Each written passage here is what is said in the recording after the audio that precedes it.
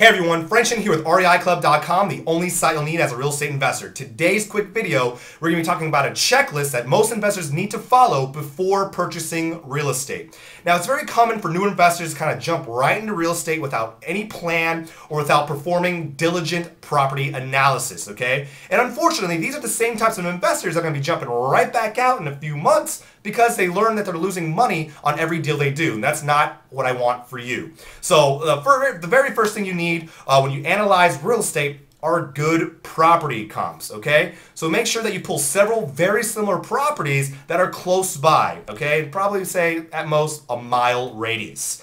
Now, one of the biggest mistakes when people pull property comps is not comparing apples to apples, okay? So you have to make sure that all the properties that are on your comp have the same bedrooms, bath, parking, construction, square footage, and maybe year built. That's what I like to look for as well.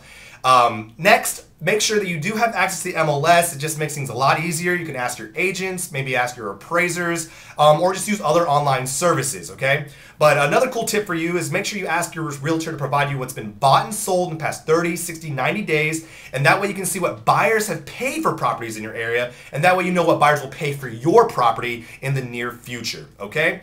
Next thing you really have to focus on are repairs. It's very important you pull multiple estimates, okay? Because the prices can vary depending on if you work with mom and pop shops or professionals. From my experience, I've saved anywhere between 30 to 50% working with mom and pop shops. I'm very diligent with my qualifications, but I've been rather satisfied with their work. You also have to understand other costs. Landscaping is very important. Grass, flower beds, trees, bushes, these are very expensive costs, especially houses that need a lot of work, okay? You have to consider these things. Curb appeal is a big deal. Next thing, holding costs. It's probably one of the biggest things investors tend to not pay attention to.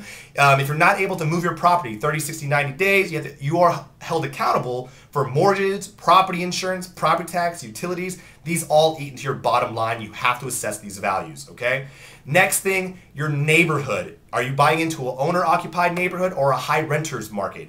This does affect your end user and the value of your home. If you're buying into an owner-occupied home, properties tend to be taken care of much better. Property values are a little bit higher, easy to rent into these areas, okay? If you're buying into a high renter area, easy to rent, harder to sell, okay? And then your property values are going to tend to be lower because the quality of people living there or the quality of properties are not going to be taken care of as well. I hope that makes sense.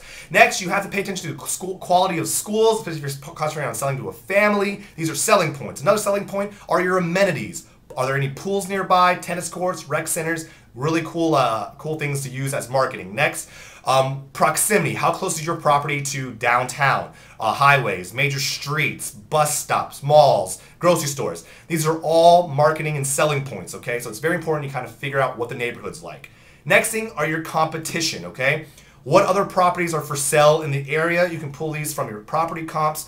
And what I like to do is I'll actually physically go to my competitors. I like to see what kind of updates they've made, what's the newness, what's the location, and this will give me a better perspective of what I need to do to outmarket or outsell my competitors. It's a great way to pull tips and what you need to do to improve on your property updates, okay?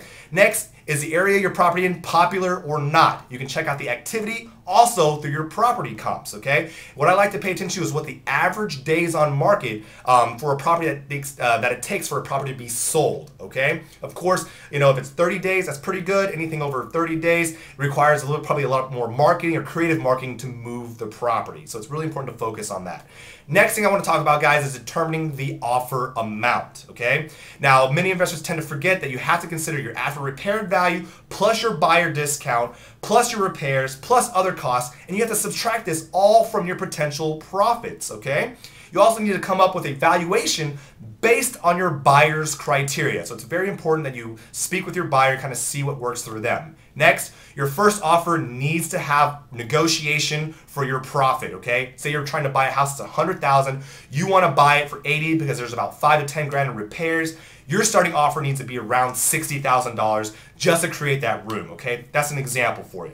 Now, in summary, guys, there are many varying factors in real estate investing. My advice to you, first determine your end user, whether they're going to be a tenant or an owner. This will affect your deal evaluations, and most likely how much you're going to be spending on repair costs. There will also be some deals that may work for some of your buyers and not for others. But the key is to adapt to the market. Don't pigeonhole yourself into a bad deal. Remember, if you make enough offers, you're gonna run across deals that fit your criteria. It's okay to be picky, okay? Especially if you're new to investing.